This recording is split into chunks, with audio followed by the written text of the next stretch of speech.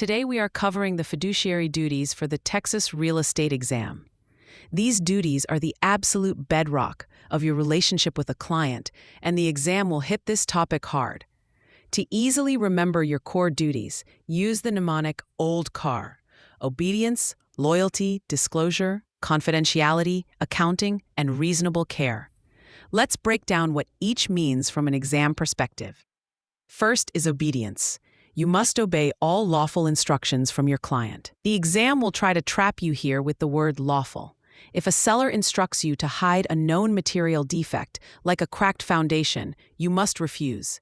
Following an illegal instruction is a violation of license law and your fiduciary duty. Next is loyalty, which requires you to put the client's interests above everyone else's, including your own. An exam question might present a scenario where you, as a listing agent, receive two offers. One offer would result in a higher commission for you, but has less favorable terms for your seller client. Loyalty dictates you must advise your client based on what is best for them, not your own financial gain. Disclosure is the third duty. You must disclose all material facts you know to your client. A material fact is any information that could influence their decision. For example, if you are a buyer's agent and you learn that a new highway is planned to be built right behind the property, you must disclose this to your buyer. Importantly, while your duty of full disclosure is to your client, Texas law also requires you to disclose known material defects of a property to all parties in the transaction, including customers. Confidentiality is crucial and a frequent exam topic. You must protect your client's private information forever. This duty survives the termination of the agency relationship. An exam question might ask what you should do if a buyer's agent asks if your seller client is getting divorced and needs to sell quickly.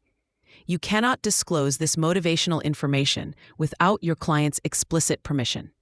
Accounting means you must account for all money and property entrusted to you.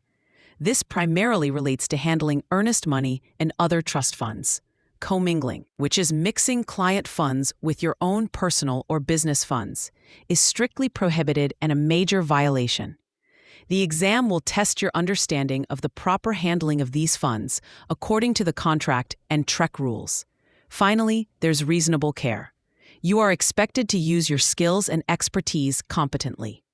An example on the exam could be an agent who fails to properly research comparable properties when preparing a competitive market analysis, causing the seller's home to be significantly mispriced.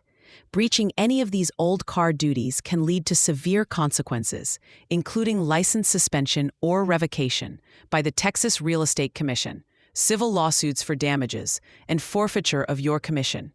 For free practice questions, AI-powered explanations, and more exam prep tools, visit openexamprep.com.